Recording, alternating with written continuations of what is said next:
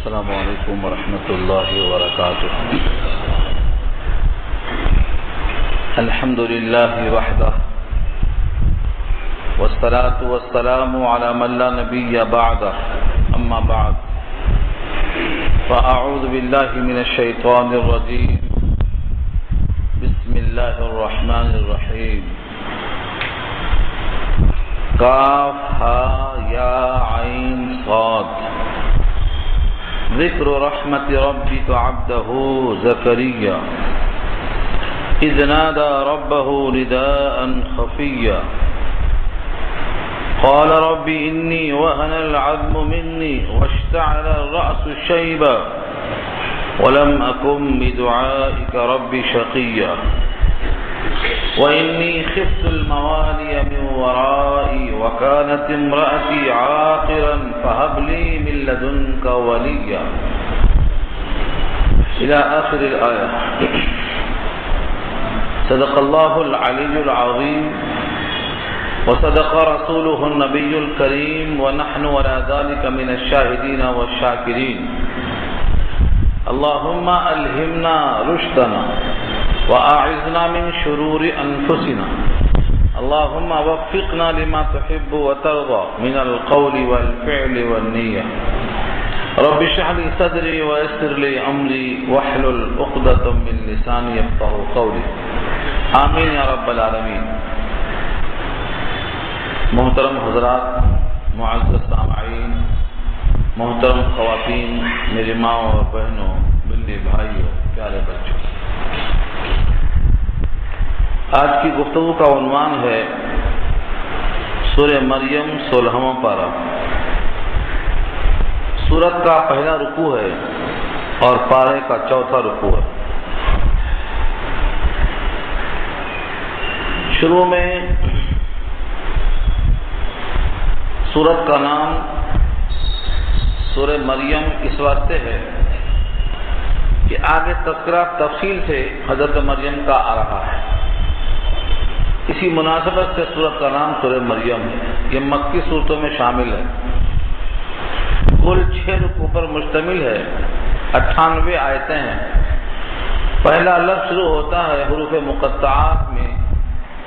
سب سے زیادہ حروف 5 ہیں. قاف ہا یا عین صاد. دوسرے مقام پہ فرمایا ہے حا میم عین سین قاف. یہ حروف مقطعات میں سے سب سے طویل ترین جگہ ہے، لیکن کاٹ کاٹ کے الگ الگ پڑھے جائیں گے. ان کو ملا کر پڑھنا ایسا ہی ممنوع ہے جس طرح اب تک آپ سنتے آ رہے ہیں. ان کے معنی ہر مفسر نے یہی لکھا، اللہ عالم بمرادہ بذالک.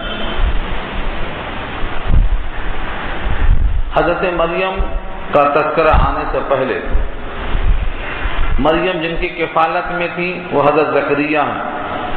ان کا تذکرہ پہلے شروع کیا اللہ نے. اور در حقیقت حضرت زکریا کا قصہ بھی عجوبہ ہونے میں مریم کے تذکرے سے کچھ کم نہیں ہے. اور شاید سورہ واقعہ کے بعد سورہ مریم لانے کا یہی مقصد ہو کہ جس طرح سے اہم عجیب واقعات سورہ کہف میں گزرے ہیں اسی کا تسلسل باقی رکھا جائے. تذکرہ کیجیے. ذکر رحمت ربک عبدہ زکریا. یہ تذکرہ ہے آپ کے رب کی رحمت کا اپنے بندے زکریا پر. عبدہ میں جو ہو کی ضمیر ہے یہ اللہ کی طرف جاتی ہے، اللہ کے بندے، کیونکہ کوئی اور نہیں ہے جس کے بندے ہوں. اس لیے بلا تعین کے خود بخود اس کا مرجع متعین ہے اللہ کے بندے. حضرت زکریا پر جو رحمت ہوئی ہے اس کا تذکرہ کیجیے تاکہ دوسروں کو اللہ سے قریب آنے کا اشتیاق پیدا ہو. ذکر و رحمت ربک، آپ کے رب کی رحمت کا تذکرہ ہے اپنے بندے زکریا پر. اذ نادا، جب پکارا انہوں نے، ربہ، اپنے رب کو، نداءً خفیہ، چپکے سے پکارا۔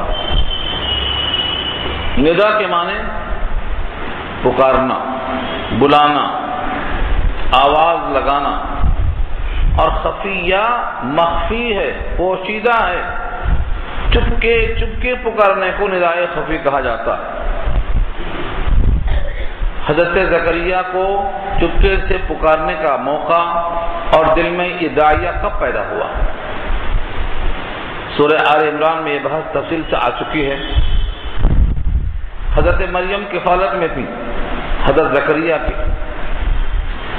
گھر کا دروازہ بند ہے، باہر سے کوئی آتا نہ جاتا، آپ ہی کھولتے ہیں اور آپ ہی بند کرتے ہیں۔ جب گھر میں داخل ہوئے تو دیکھا کہ مریم کے ہاتھوں میں ایسا پھل ہے جو بازار میں دستیاب نہیں، بے موسم کا پھل ہے، اور وہ کھا رہی ہیں۔ پوچھتے ہیں یا مریم انا لکی ھذا، تمہارے پاس یہ کہاں سے آیا؟ قالت هو من عند اللہ، کہے تو اللہ کے پاس ہے۔ اللہ اس پر قادر ہے کہ دروازہ بند ہے، نہ کوئی آنے جانے والا ہے، نہ شہر میں اس کا موسم ہے، لیکن وہ پھل اللہ کھلا رہا ہے۔ یہ کیفیت دیکھ کر حضرت زکریا کے دل میں داعیہ پیدا ہوا کہ میں بھی بے موسم اللہ سے ایک پھل مانگ لوں جو دل کا پھل کہلاتا ہے، جس کا نام اولاد ہے۔ یہ بھی دل کا پھل ہے، ثمرۃ الفؤاد ہے۔ یہ حضرت زکریا کو خیال پیدا ہوا۔ اس جملے میں ہمیں ایک بات تو اچھی طرح معلوم ہو گئی کہ اپنے رب کو حضرت زکریا نے آہستہ پکارا، چپکے چپکے پکارا۔ سورہ مریم میں کہا اللہ نے ہنالک دعا زکریا ربہ، وہاں بھی یہی لفظ ہے، اللہ کو وہاں انہوں نے پکارا۔ اب اس پکارنے کی کیفیت کیا تھی؟ آہستہ پکارا۔ کیوں؟ اس لیے کہ اللہ رب العزت سے زیادہ نہ کوئی سمیع ہے، نہ کوئی قریب ہے، نہ کوئی مجیب ہے۔ انہ سمیع قریب مجیب الدعوات، یہ اللہ کی صفات میں سے، وہ سمیع ہے، سنتا ہے، کتنا ہی آہستہ کہو وہ سنتا ہے۔ قریب اتنا ہے کہ انسان کی رگے جاں شہ رگ اس سے زیادہ قریب ہے، اور مجیب یہ ہے کہ ہر ایک کی فریاد کو سنتا ہے۔ اس طریقے سے حضرت زکریا نے آہستہ آہستہ اپنے رب کو پکارا۔ صحابہ ایک غزوے سے لوٹ رہے تھے اور اللہ کو زور زور سے پکار رہے تھے۔ نبی صلی اللہ علیہ وسلم نے فرمایا کہ تم کسی بہرے گونگے کو نہیں پکار رہے ہو، تم تو اس ذات کو پکارتے ہو جو سمیع اور قریب اور مجیب ہے۔ تو صحابہ نے بھی آہستہ شروع کیا آواز لگانا۔ تو نبی صلی اللہ علیہ وسلم کا یہ فرمان اور یہاں حضرت زکریا کا عمل، اور پورے قرآن کریم میں جہاں جہاں آپ کو تذکرہ ملے گا، اذکر، تذکرہ، ذکر خفی ہی بہتر قرار ملے گا آپ کو۔ اذکر ربک فی نفسک تضرعا وخفیہ، خفیہ کا لفظ ملے گا، تضرع عاجزی کا لفظ ملے گا۔ ادعوا ربکم تضرعا وخفیہ، اپنے رب کو آہستہ پکارو۔ تو دعا میں اور اللہ کو پکارنے میں جہر کے مقابل میں سر یعنی خفی، یہ انبیاء کی سنت ہے، حضور کا حکم ہے۔ جو لوگ ترنم کے ساتھ دعا کراتے ہیں دوسروں کو، اگر یہ مقصد ہے کہ سب کو دعا کرنا نہیں آتا ہے آمین کہہ سکیں، اگر واقعتاً یہ نیت ہے تب تو معاف ہے۔ اور اگر اپنے الفاظ کا جوش بتانا مقصد ہے اور لوگوں پر ایک قسم سے اپنی لفظی کا مظاہرہ کرنا مقصد ہے تو یہ دعا اللہ کے ہاں مقبول نہیں ہوتی۔ اپنی دعا میں کسی اور کو شریک مت کرو، یعنی آپ اللہ سے کہو اور اللہ آپ کی بات سنیں۔ دل میں جو بات ہوتی ہے چپکے چپکے، آہستہ آہستہ، یہ اللہ تعالیٰ سنتے ہیں۔ یہاں تک کہ دل میں جو خیالات آتے ہیں اللہ فرماتے ہیں ہم تو وہ بھی جانتے ہیں۔ سورہ قاف پارہ 26 میں کہا وَلَقَدْ خَلَقْنَا الْإِنسَانَ وَنَعْلَمُ مَا تُوَسْوِسُ بِهِ نَفْسُهُ، توسوس بھی وسوسہ سے ہے، توسوس جو وسوسہ جی میں آتا ہے ہم تو وہ بھی جانتے ہیں، تمہیں چلانے کی ضرورت کیا ہے۔ جو لوگ چلا چلا کر دعائیں کرتے ہیں، قرآن کریم کی کوئی آیت ان کی موافقت نہیں کرتی۔ یہی حال نبی کریم صلی اللہ علیہ وسلم پر صلاۃ اور سلام کا بھی ہے۔ جو لوگ مائک سے پڑھنا چاہتے ہیں، اول تو صحابہ کا یہ عمل نہیں ہے، نہ حضور کا حکم ہے، اور نماز میں جو بھی السلام علیکہ ایھا النبی ہے، یہ آہستہ سے ہے، بیٹھ کر ہے، جو امام کی مقتدی نہیں، مقتدی کی امام نہیں سنتا، بالکل آہستہ ہے، کیونکہ نبی صلی اللہ علیہ وسلم کا ارشاد ہے کہ ہمارے فرشتے صلاۃ اور سلام کو پہنچانے والے مقرر ہیں۔ کسی بندے کی آواز دور ہونے کی وجہ سے ہم تک نہیں پہنچتی تو وہ فرشتے وہاں سے لے کر ہم تک پہنچاتے ہیں اور فرماتے ہیں کہ فلاں ابن فلاں کا یہ سلام ہے، اور میں اس کو محسوس کرتا ہوں۔ تو درود اور سلام کے لیے جب فرشتے مقرر ہیں تو براہ راست ہم چلا کر اپنی آواز کو پہنچائیں، یہ خلاف سنت ہے۔ یہاں سے معلوم نہیں ہوا اللہ کو پکارنا چپ کے حضرت زکریا ہی کی نہیں، سارے انبیاء کے سنت ہے۔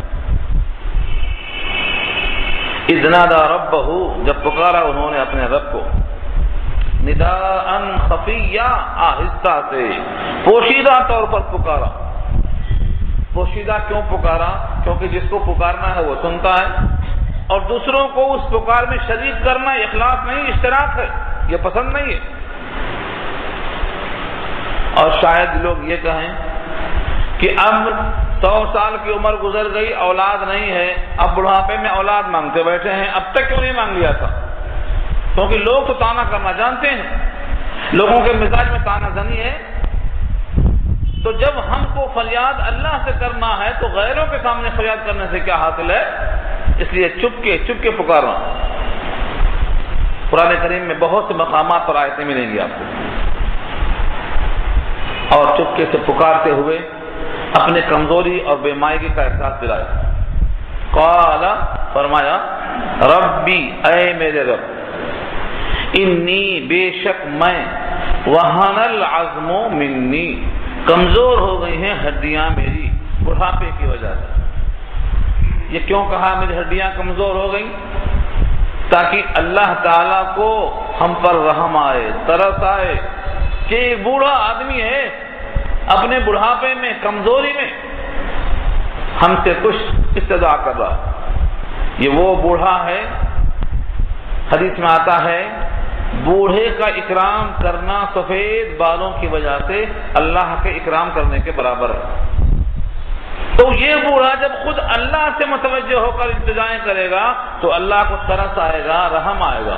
اسی واسطے فرمایا کہ جب کوئی فقیر بن کر اللہ سے مانگتا ہے، حضرت موسیٰ جیسے پیغمبر دعا کرتے ہیں تو کہتے ہیں ربی انی لما انزلت الی من خیر فقیر، جو بھی آپ دیتے میں فقیر ہوں۔ حضرت موسیٰ جب فقیر ہیں تو پوری امت کو چاہیے کہ اپنے فقر کا اظہار کرے، زیادہ سے زیادہ رحمت کا حصول ہوتا ہے۔ تو اپنے کمزوری، بڑھاپے کا اظہار فرمایا۔ قال رب انی وهن العظم مني واشتعل الراس شيبا، واشتعل، اشتعال ہمارے اردو میں استعمال ہے مشعل۔ مشعل کہتے ہیں آگ کا شعلہ، اشتعال کہتے ہیں جب آدمی آگ کی طرح غصے میں گرم ہو جائے، مشتعل مت کرو بولتے ہیں اس کو۔ تو واشتعل کے معنی اشارہ ہے سفیدی سر سے نکل رہی ہے، واشتعل الراس، راس کے معنی سر، اور شیبہ کے معنی بڑھاپا، سفیدی میرے سر پر پھیل گئی ہے بڑھاپے کی وجہ سے۔ ہڈیاں کمزور، جسم اسی پہ موقوف ہے، اور جوانی اور شباب کا اظہار جو ہوتا ہے سیاہی سے، وہ بال پورے سر کے سفید ہو کر کے سفیدی پھیل گئی ہے۔ فلم اکم بدعائک رب شقیا، اور میں نہیں رہا ہوں آپ سے مانگ کر اے میرے رب کبھی بھی ناکام۔ شقی کے معنی بدبخت کیا آتے ہیں لفظی اعتبار سے، شقیہ کے معنی بدبخت، یعنی جس کی بات اللہ نہ سنے اس سے بڑا بدبخت کون ہوگا، اور جو اللہ سے منوا لیتا ہے اس سے بڑا نیک بخت کون ہو سکتا ہے۔ تو یہ کہتے ہیں کہ میں کبھی بھی اپنے رب سے مانگ کر کبھی بدبخت نہیں ہوا، یعنی کبھی ناکام نہیں ہوا، جب بھی مانگا دیا آپ نے۔ یہ امید ہے جب آدمی تعریف کرتا ہے کہ آپ دینے والے ہیں، آپ سخی ہیں، ہم نے ہمیشہ آپ سے پایا ہے، تو دینے والا اور دیتا ہے۔ اور جب کوئی شکوہ کرتا ہے کہ مجھے آپ نے کبھی کچھ نہیں دیا تو دینے والے کا موڈ خراب. دنیا میں اصول یہی ہے، تعریف کر کے لیا جاتا ہے. اگر آدمی کی زبان شیریں ہے تو ملک بھی حاصل کر لیتا ہے، زبان شیریں تو ملک گیری. اور اگر زبان میں تلخی آ گئی تو نہیں لیتا، نہ یہاں ملتا نہ وہاں ملتا. تو جتنا تعریف کریں گے، کسی بات سے کہا ہے دعا سے پہلے حمد کرو، پھر ثنا کرو، پھر مانگو. سورہ فاتحہ میں یہی تو ہے، پہلے حمد ہے، پھر ثنا ہے، پھر بزرگی ہے، اس کے بعد مانگنا شروع کر دیا. یہ سکھایا اللہ نے. تو 3 باتیں یاد رکھ لو. نمبر 1 آہستہ سے دعا کیا. نمبر 2 اپنی کمزوری اور اپنے بڑھاپے کا اظہار فرمایا. نمبر 3 کبھی بھی میں مانگ کر ناکام نہیں تھا، آج بھی مجھے امید ہے میں لے کر رہوں گا. مانگنے والا جس یقین سے مانگتا ہے، اللہ فرماتے ہیں میں ویسا ہی فیصلہ کرتا ہوں. انا عند ظن عبدی بی، میں بندے کے گمان کے مطابق فیصلہ کرتا ہوں. جو بندہ اس یقین سے مانگتا ہے کہ میں تو لے کے رہوں گا، میں اسے دے دیتا ہوں. اور جو بندہ کہتا ہے مانگنے میں کیا رہ جائے، میرا تو ملا ہونا کوئی بات نہیں، اور دوسرا دے دیکھیں گے، یہاں نہیں تو اور کہیں، اس کو نہیں ملتا، بھٹکتا پھرتا. جس کو یقین ہوتا ہے کہ میرا رب سب سے سخی ہے، اتنا دیا ہے کہ ہم مانگ نہیں سکتے، گن نہیں سکتے، وہ لے کے رکھتا. وَإِنِّي خِفْتُ الْمَوَالِيَ مِنْ وَرَائِي وَكَانَتِ امْرَأَتِي عَاقِرًا، اور بے شک مجھے اندیشہ ہے اپنے رشتہ داروں کا، بھائی بندوں کا. وَإِنِّي، اور بے شک میں، خِفْتُ، خوف ہے مجھ کو، خِفْتُ مجھے اندیشہ ہے. موالیہ مولا کی جمع ہے. عربی میں مولا کئی معنی میں استعمال ہوتا ہے. مولا کے معنی آزاد کرنے والا، مولا کے معنی آزاد شدہ غلام، مولا کے معنی رشتہ دار، مولا کے معنی عصبہ، چچا وغیرہ کو عصبہ کو مولا کہا جاتا ہے. یہاں اشارہ ہے اپنے خاندان میں کوئی فرد نظر نہیں آتا کہ میرے بعد نبوت کے کام کو، دعوت کے کام کو، اللہ کے پیغام کو آگے پہنچانے والا ہو. مجھے اندیشہ ہے کہ میرا کام کون کرے گا. وَإِنِّي خِفْتُ الْمَوَالِيَ مِنْ وَرَائِي، اپنے پیچھے، وراء مانے پیچھے، اپنے پیچھے مجھے اندیشہ ہے اپنے رشتہ داروں کی طرف سے. وَكَانَتِ امْرَأَتِي عَاقِرًا، اور ہے میری بیوی بانجھ. آخر کے معنی جس کی عمر گزر جانے کے باوجود کوئی اولاد نہ ہو تو اس کو آخر کہا گیا ہے. لفظ آخر عقر سے بنا ہے، جس کے معنی اولاد ہونے کی کوئی امید نہیں، صلاحیت نہیں. یعنی میں تو بوڑھا ہوں، بڑھاپے میں اولاد نہیں ہوتی، یہاں بھی سبب نہیں ہے. اور بیوی بانجھ ہے، شباب میں اولاد نہیں ہوئی ہے، تو اب کیا ہوتی، وہاں بھی کوئی وسائل کی امید نہیں ہے. لہذا فَهَبْ لِي مِن لَّدُنْكَ وَلِيًّا، آپ مجھے گفٹ کر دو، ہبہ کر دو. ہب مانے ہبہ کر دو، گفٹ کر دو میرے واسطے، من لدنکا، اپنے ہی پاس سے، خصوصی رحمت سے، ولیہ، ایک وارث. ولی میرا دانشین، میرے کام کو آگے پہنچانے والا. اللہ سے عطا ہونے کی امید رکھ کر مانگ رہے ہیں. اور ساتھ میں یہ بھی کہا یرثنی، کہ وہ میرا وارث ہو. وَيَرِثُ مِنْ آلِ یعقوب، اور وارث بنے وہ اولاد یعقوب کا بھی. جو میرے جد امجد ہیں یعقوب، ان کے خاندان کا بھی وارث بنے. جیسے ہی لوگ لفظ وارث سنتے ہیں سمجھتے ہیں گھر کا وارث، باغ کا وارث، جائیداد کا وارث، مال کا وارث. انبیاء کی میراث مال ہوتی ہی نہیں. انبیاء کی میراث مال نہیں. انبیاء کی میراث ہے علم، اللہ کے احکامات. اسی بات سے نبی صلی اللہ علیہ وسلم کا صریح ارشاد موجود ہے بخاری کے اندر، ہم انبیاء کی جماعت ہیں، ہم میراث میں مال نہیں چھوڑتے. لا نورث ما ترکنا صدقہ، ہم مال نہیں چھوڑتے میراث میں، ہم جو چھوڑتے ہیں وہ صدقہ ہوتا ہے. یعنی انبیاء کی میراث کیا ہے؟ علم ہے. علم. جو شخص جتنا علم حاصل کرے گا اتنا انبیاء کی میراث میں سے حاصل کر لیا. مجھے ایک واقعہ یاد آیا ہے، توضیح کے لیے سنا دیتا ہوں. حضرت ابو دردہ رضی اللہ تعالیٰ عنہ دمشق کی جامع مسجد سے باہر نکلے اور لوگوں سے کہا، لوگوں جاؤ وہاں اللہ کے رسول کی میراث تقسیم ہو رہی، لے لو۔ لوگ دوڑے دوڑے آئے دمشق کی جامع مسجد میں۔ ان کے دماغ میں یہ تھا کہ نبی کی میراث ہے تو کرتا ہوگا، پاجامہ ہوگا، ٹوپی ہوگی، عصا ہوگا، کچھ میراث ملتی ہوگی۔ یہاں آ کر دیکھا تو مسجد میں ایک علمی حلقہ لگا ہوا ہے، ایک ذکر و اذکار کی محفل لگی ہوئی ہے۔ لوگوں نے کہا، ابو دردہ وہاں تو کچھ بھی نہیں بٹ رہا۔ کہا آخر وہاں کیا دیکھا؟ کہا بس وہاں علم کی محفل لگی ہوئی ہے۔ کہا اللہ کے بندے، انبیاء کی میراث علم ہی تو ہے۔ فمن اخذ بحظ وافر، جو جتنا اس کو حاصل کرتا ہے اتنا انبیاء کی میراث کو حاصل کر لیتا ہے۔ تو انبیاء کی میراث علم ہے۔ یہاں کوئی یہ نہ سمجھے کہ حضرت زکریا کے پاس بہت مال تھا اور میراث کی فکر تھی کہ حویلی کہاں جائے گی اور میرا بہت بڑا باغیچہ کہاں جائے گا۔ یہاں سے مراد علمی میراث ہے، نبوت کا پیغام ہے۔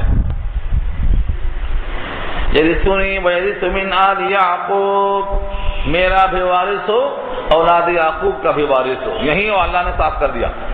اگر یہاں مال کی میراث مراد ہوتی تو یعقوب جد امجد ہیں، ان کی میراث پوتے کو کہاں سے ملتی؟ بہت سے بیٹے ہوتے ان کو ملتی، کیونکہ قریب کے ہوتے ہوئے دور والے کو میراث نہیں ملتی۔ یہ اصول ہے، الاقرب فالاقرب۔ اسی واسطے حدیث میں آتا ہے کہ وارث ہوئے سلیمان داؤد کے، اور میں وارث ہوا سلیمان کا۔ سلیمان کی وراثت نبی کو کیسے آئی؟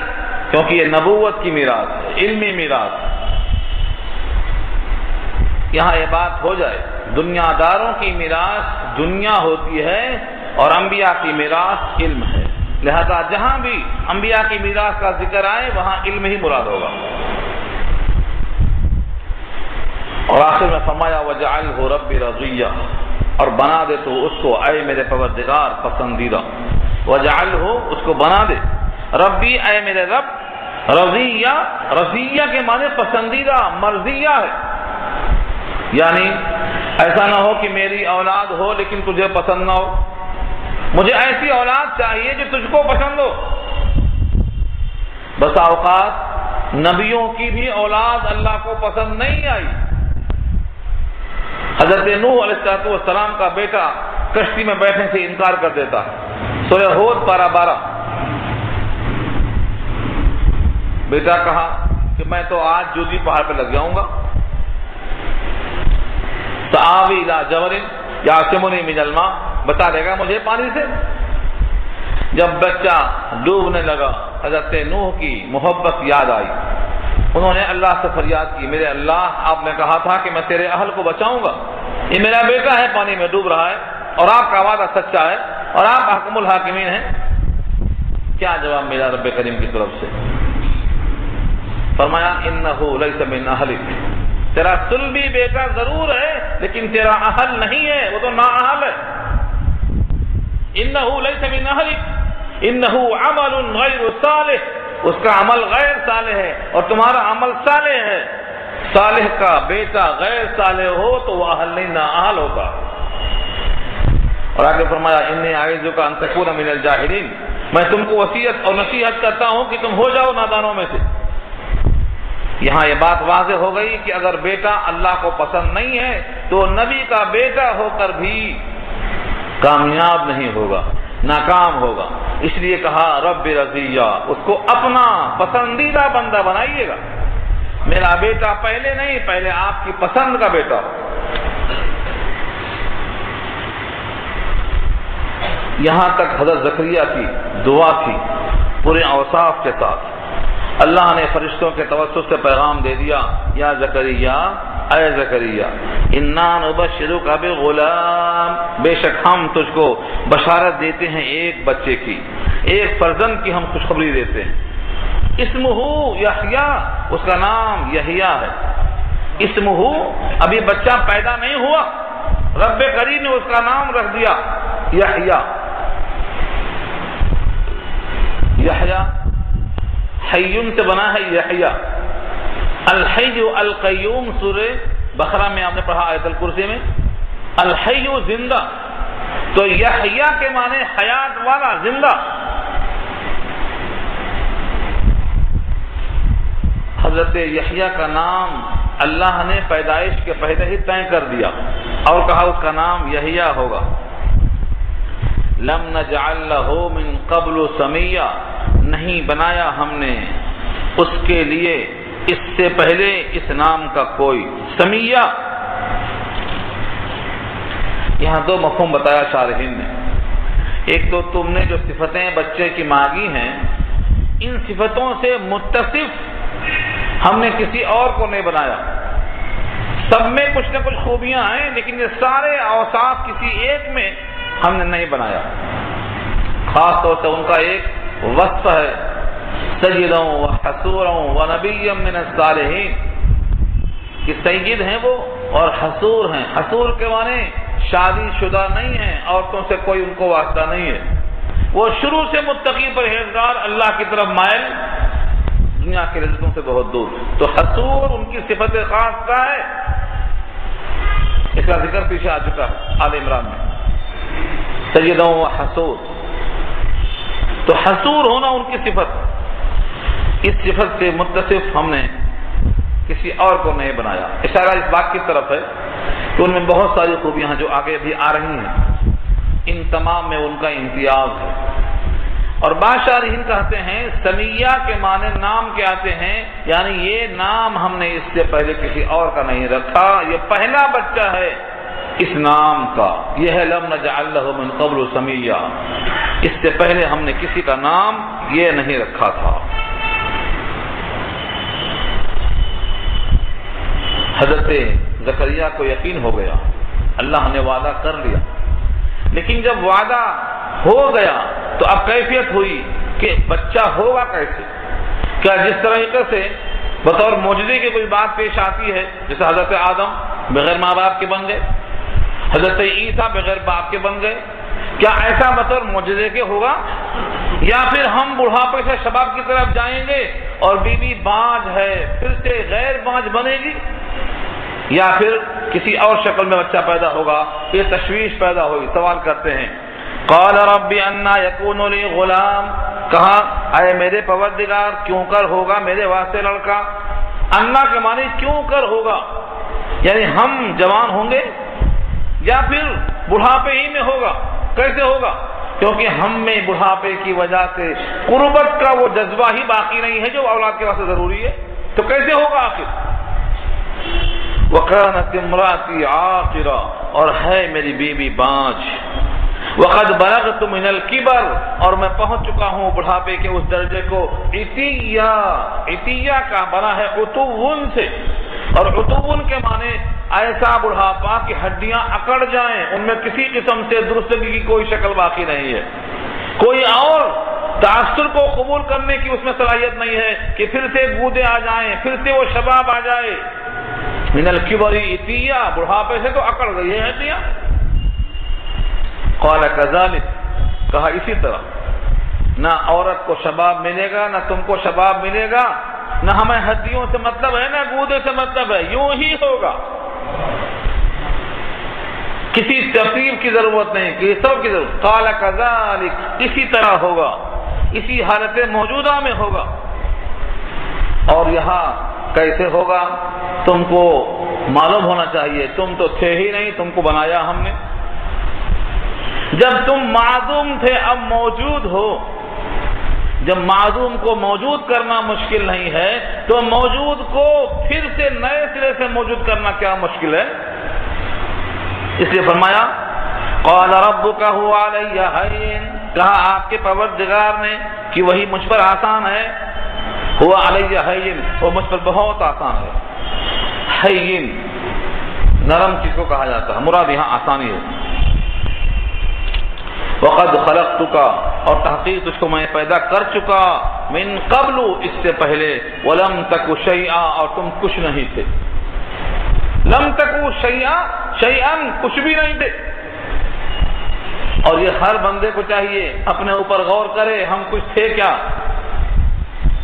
آپ کی عمر شریف اگر 70 سال کی ہے تو اس سے 1 سال پہلے آپ کیا تھے؟ لم تک شیئا، زکریا ہی پر کیوں چشمہ کرتے؟ اپنے اوپر کر کے دیکھو۔ اگر آپ کی عمر 100 سال کی ہے تو ایک سال پہلے کیا تھے؟ لم تک شیئا، کچھ بھی نہیں تھے۔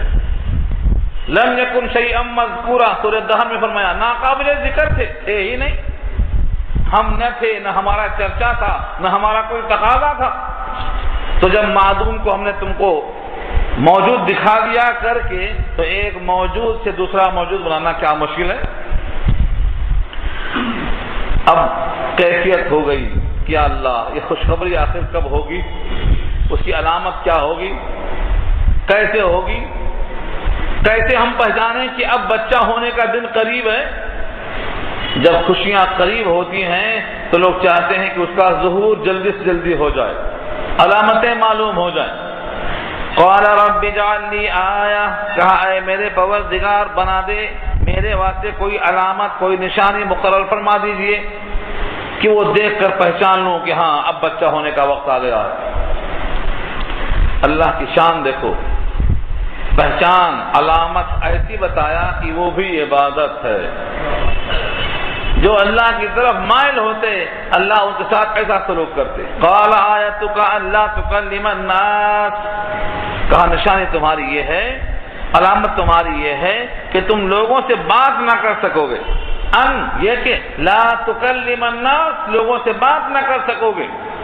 کب تک؟ 3 لیال، 3 راتیں۔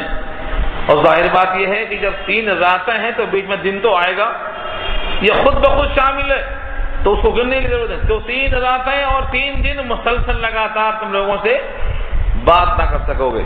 کیسا؟ سویہ کہا کے اشارہ کر دیا، جیسے عام آدمیوں سے بات کی جاتی ہے تندرستی کی حالت میں، ایسا نہیں کر سکو گے، بس اشاروں میں بات چلے گی، زبان گونگی نہیں ہو جائے گی۔ سویہ کے معنی تندرست ہونے کے باوجود زبان نہیں چلے گی، آپ بات کریں گے اللہ سے کریں گے، سبحان اللہ کہیں گے، الحمدللہ کہیں گے، اللہ اکبر کہیں گے، تسبیح چلے گی صبح شام، لیکن لوگوں سے بات نہیں کر سکیں گے، ہم سے ہی بات کر سکیں گے۔ سبحان اللہ، زبان گونگی نہیں ہے کہ انبیاء کی زبان، بلکہ انبیاء کا سارا جسم بے عیب ہوتا ہے۔ اگر گونگے ہو جاتے تو انبیاء کی زبان میں ایک عیب لگ جاتا۔ اللہ فرماتے ہیں سویہ، صحت مند ہونے کے باوجود تم لوگوں سے بات نہیں کر سکو گے۔ فخرج علی قومہ، تو نکلے وہ اپنے قوم پر، من المحراب، محراب سے نکلے۔ محراب سے مراد یہاں پر کیا ہے؟ کمرہ، اپنے کمرے سے نکلے اپنے قوم کے پاس۔ فاوحى الیہم، ان کو اشارہ کیا، ان یہ کہ سبحو، تسبیح کرو، بکرہ صبح صبح، وعشیہ اور شام، یعنی صبح شام تسبیح میں لگ جاؤ۔ شارحین لکھتے ہیں یا تو یہ نماز ہے ان کے زمانے کی، یا اللہ کا تذکرہ ہے، شاید یہ معمول تھا کہ روزانہ مل کے اللہ کی یاد کیا کرتے تھے، اور جب آج حسب معمول آئے تو بجائے بولنے کے اشاروں میں بات ہو رہی ہے کہ اللہ کی یاد میں لگ جاؤ۔ اللہ کی یاد، زبان کی تندرستی، اس نعمت کا شکرانہ کہ یہ نعمت کا جیسے ظہور ہوا، زبان اللہ کے علاوہ کسی اور سے بولنے میں نہیں رکھا اللہ نے، صرف اللہ سے بات ہو گیا۔ اب یہاں سے اللہ نے اس بات کو سمیٹ دیا کہ ٹھیک ہے، علامت آ گئی تو بچہ بھی آئے گا۔ جب آپ کسی شہر میں جاتے ہیں علامت آ گئی تو شہر بھی آ جاتا۔ علامت یہاں کیا تھی کہ بات نہ کر سکیں گے، تو بات نہ کرنے کی علامت آ گئی تو بچہ ہو گیا۔ اب بچہ کیسا ہوا؟ جو صفتیں مانگی تھیں ان صفتوں سے متصف ہوا، ان کا ذکر شروع ہو جاتا ہے۔ بچہ بڑا ہوا، کھیلتا رہا، یہ کھیلنے والی بات کو ذکر نہیں کیا جاتا کیونکہ وہ خود بخود سمجھ میں آ جاتی۔ بچہ بڑا ہوا، شعور کو پہنچا، یہاں تک کہ اللہ کا خطاب آیا، یا یحییٰ خذ الکتاب، اے یحییٰ کتاب کو پکڑ لو، یا یحییٰ خذ الکتاب بقوہ، قوت کے ساتھ پکڑو۔ یہ ایک آیت پر تھوڑا سا توجہ کرو، ایک بچہ ہے اور اس اللہ نے اس بندے کو عطا کیا ہے ان صفات کے ساتھ جو آگے آ رہا ہے۔ لیکن ان تمام خوبیوں کے بابت پہلا حکم اللہ کا کیا ہوتا ہے؟ کتاب پکڑ لو۔ کون سی کتاب تھی؟ تورات۔ تورات ہی اصل کتاب تھی، کیونکہ انجیل تو بعد میں نازل ہوئی، اصل کتاب ہے تورات۔ ایک بچے کو جو بڑا ہوا پہلا حکم اللہ کا ہوتا ہے کتاب پکڑ لو، اور وہ بھی کتاب کے ساتھ پکڑو، بقوہ، مضبوطی کے ساتھ پکڑ لو۔ اس سے ہمیں سبق ملتا ہے کہ ان کے پاس تورات تھی، تورات پکڑنے کا حکم دیا، اور ہمارے پاس قرآن ہے، ہمیں قرآن پکڑنا چاہیے، خود بخود معلوم ہوتا۔ بلکہ اگر اور وضاحت چاہتے ہیں، ایک مقام پہ اللہ نے فرمایا یا اہل الکتاب لستم علی شیء حتی تقیموا التوراۃ والانجیل، اے کتاب والو تم کچھ بھی نہیں ہو جب تک کتاب پر قائم نہ ہو، اے تورات والو تم کچھ بھی نہ ہو جب تک تورات پر قائم نہ ہو، اور اے انجیل والو تم کچھ بھی نہ ہو جب تک انجیل پر قائم نہ ہو۔ اس آیت کو اگر یہاں لے کے آئیں تو کیا نکلتا ہے؟ اے قرآن والو تم کچھ بھی نہیں ہو جب تک قرآن پر قائم نہ ہو۔ کیا ہم فرق کر دیں گے کہ تورات والوں کے لیے تورات کو پکڑنا شرط تھی، لیکن قرآن والوں کو آزادی ہے، پکڑو چاہے چھوڑو؟ یہ امتیاز کہاں سے آئے گا؟ تو پہلا وقت تھا حضرت یحییٰ کا اللہ کے حکم سے، یا یحییٰ خذ الکتاب، اے یحییٰ کتاب کو پکڑ لو، بقوہ، پوری مضبوطی کے ساتھ۔ مضبوطی یہ نہیں ہے چلتے پھرتے کان میں آواز آ گئی تو کافی ہے، اس کتاب کے زیر و زبر پر اول سے آخر تک پوری محنت کے ساتھ ذہن اور قلب کو حاضر رکھ کر پوری کتاب کو غور سے دیکھیں، بار بار پڑھیں، اتل ما اوحی الیک من الکتاب، بار بار پڑھو کتاب کو، تاکہ کتاب سے معلوم ہو کہ اللہ کا مقصود کیا ہے، ہماری تخلیق سے وہ ہم سے کیا چاہتا ہے، رضا اس کی کہاں منحصر ہے، کس بات سے وہ ناراض ہوتا ہے، کس سے وہ خوش ہوتا ہے۔ قرآن اگر نہ ہو تو یہ تمام احوال ان کو نہیں معلوم ہوں گے۔ خیر ایک اشارہ ہوا کتاب کو مضبوطی سے پکڑ لو۔ اللہ فرماتے ہیں وَآتَيْنَاهُ الْحُكْمَ صَبِيًّا، اور ہم نے دے دیا تھا ان کو حکم سے مراد دین کی سمجھ، کب دے دیا تھا؟ صبیہ، بچپن میں کہا، صبیہ صبیون سے بنا ہے، صبیون کے معنی بچہ، تو صبیہ کے معنی بچپن میں ہم نے دین کی سمجھ دے دیا تھا۔ کہتے ہیں نا کہ جس کو اللہ تعالی خیر کا فیصلہ کر دیتے ہیں اس کو دین کی سمجھ دے دیتے ہیں، من یرید اللہ بہ خیرا یفقہہ فی الدین، دین کی سمجھ دینا اللہ کی طرف سے خیر ملنے کی دلیل ہے۔ تو بچپن ہی میں ہم نے ان کو دین کی سمجھ دے دیا تھا۔ ہم اپنے بچوں کو کیا سمجھتے ہیں؟ ابھی تو بچہ ہے، کھیلنے دو، لیکن جب بچہ ایک بار کھیلنے میں لگ جاتا ہے تو بچپن میں اگر راستہ نہیں ملا تو 55 کے بعد بھی نہیں ملتا، اس کو چلتا رہتا اسی ڈگر پہ۔ علامہ سعدی نے گلستان میں کہا ہے اگر درخت کانولا ہے تو اکھاڑ لو، اکھڑتا بھی، لگا دو، لگتا بھی، لیکن اگر اس کی جڑیں موٹی ہو گئی تو اب مشین لائیں گے تو اکھڑتا نہیں، اکھڑا تو لگتا نہیں۔ اسی لیے بچوں کے اس ذہن کو سامنے رکھ کر کے انہیں قرآن کریم سے قریب کرنا، دین کا فہم دینا، تاکہ وہ اللہ کے راستے پر چلنے والے بنیں۔ وَحَنَانًا مِن لَّدُنَّا وَزَكَاةً، اور اللہ نے فرمایا حنان کے معنی آتے ہیں دل میں رقت پیدا ہونا، دل میں رحمت پیدا ہونا۔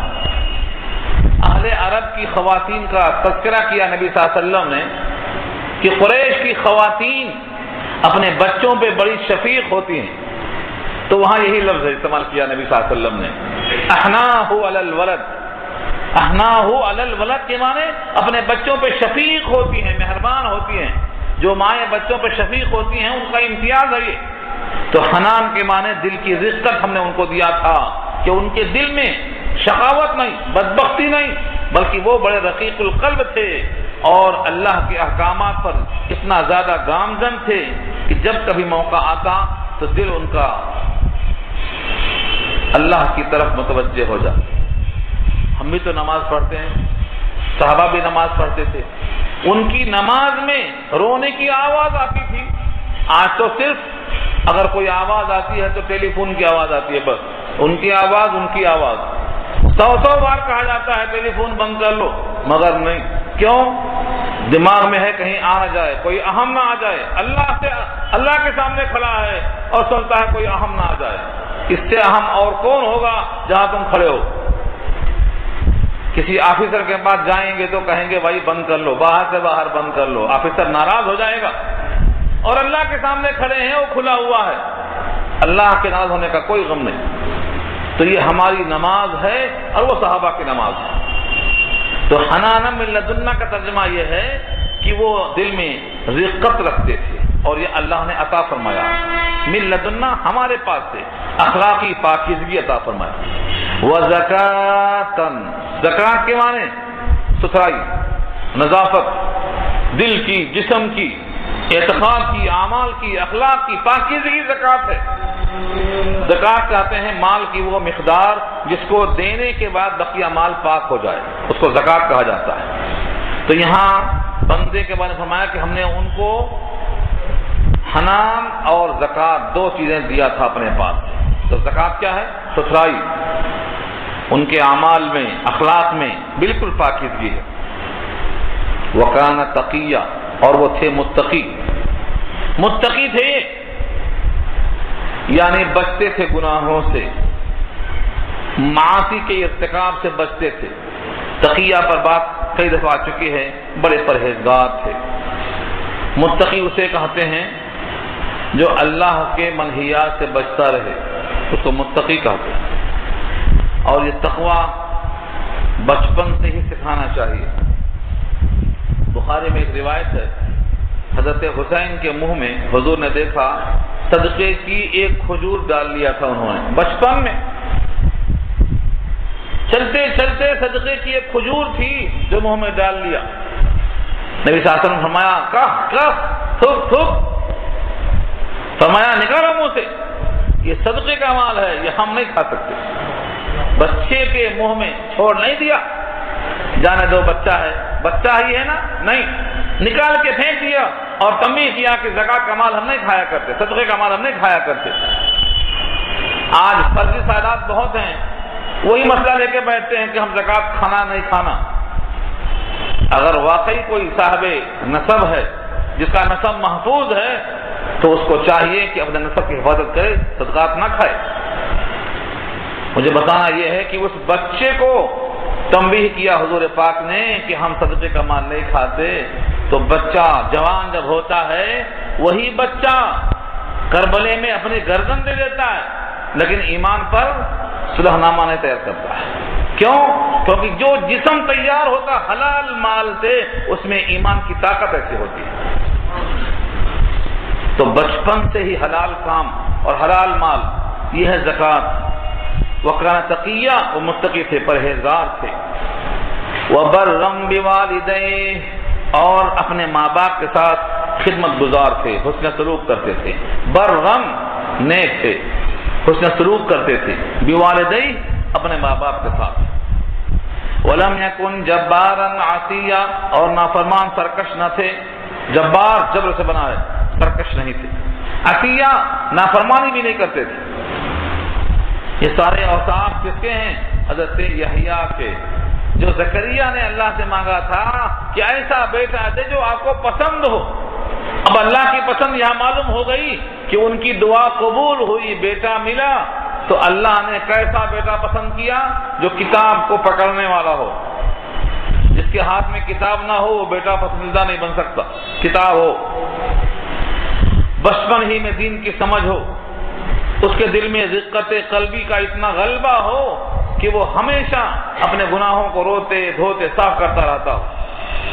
زکات ہو اس کے جسم میں، اس کے مال میں، اس کے اخلاق میں، اس کے کردار میں، اس کے ایمان میں صفائی ہو، متقی پرہیزگار ہو، ماں باپ کو خوش کرنے والا ہو، اور جبار یعنی سرکشی نہ کرتا ہو، نافرمانی نہ کرتا ہو۔